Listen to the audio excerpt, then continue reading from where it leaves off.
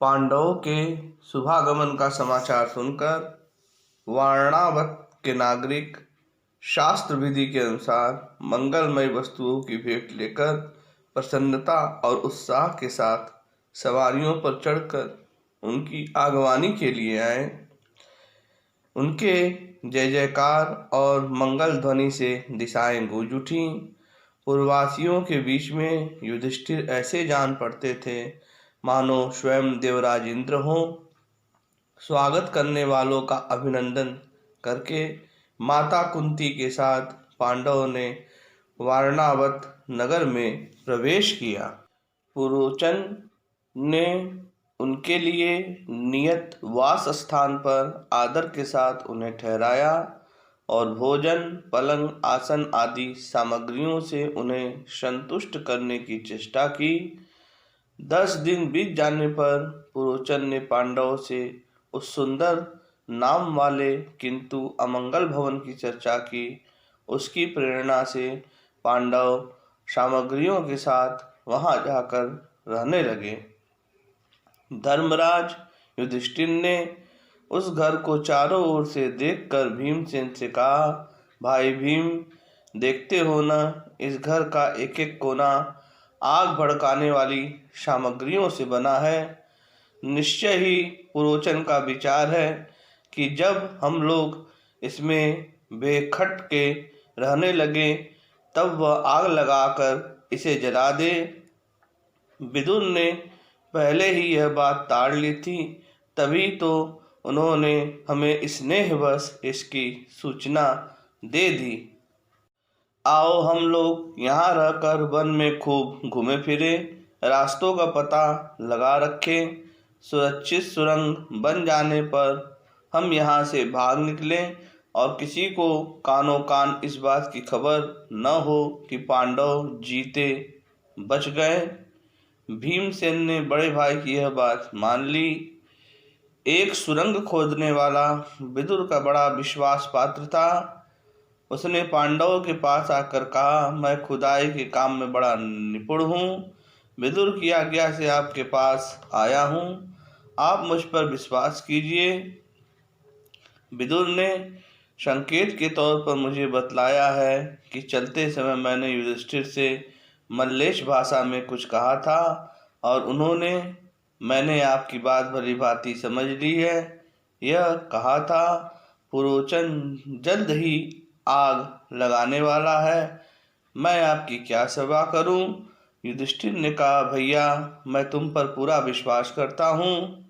तो हमारे जैसे हित चिंतक विदुर हैं, वैसे ही तुम भी हो। हमें अपना ही समझो और जैसे वे हमारी रक्षा करते हैं वैसे तुम भी रक्षा करो।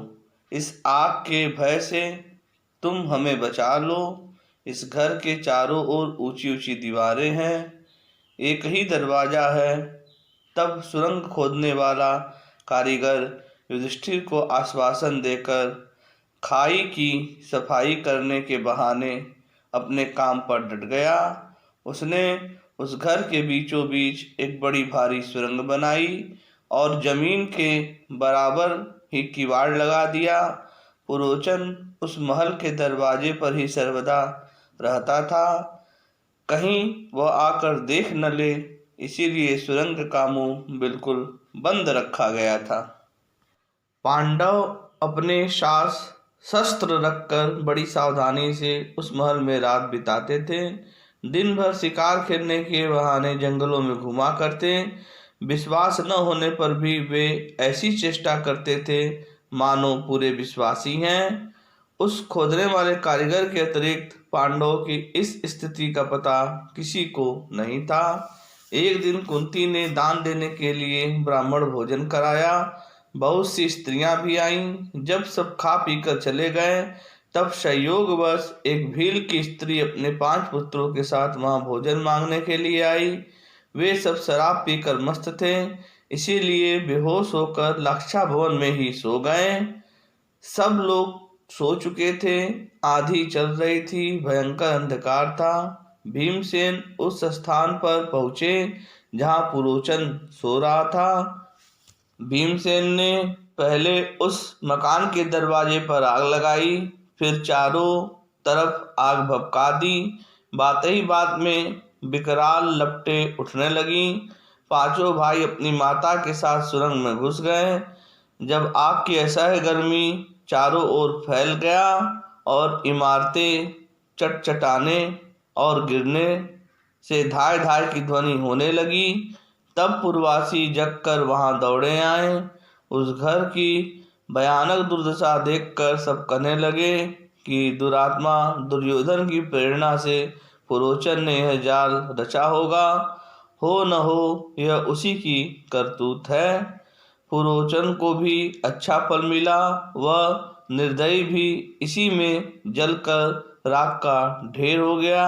इस तरह वारणावत के नागरिक रोते कलपते रात भर उस महल को घेरे रहे। पांडव माता कुंती को साथ लिए सुरंग से बाहर एक वन में निकले। सब चाहते थे कि यहाँ से जल्दी भाग चले, परंतु नदी और डर के मारे सब लाचार थे। माता कुंती के कारण फुर्ती से चलना असंभव हो रहा था।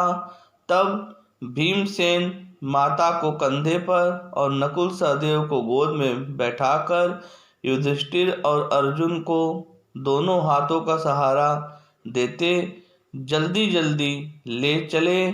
उस समय भीमसेन बड़ी तेज गति से चलकर गंगा जी के तट पर पहुंच गए। जय श्री कृष्ण।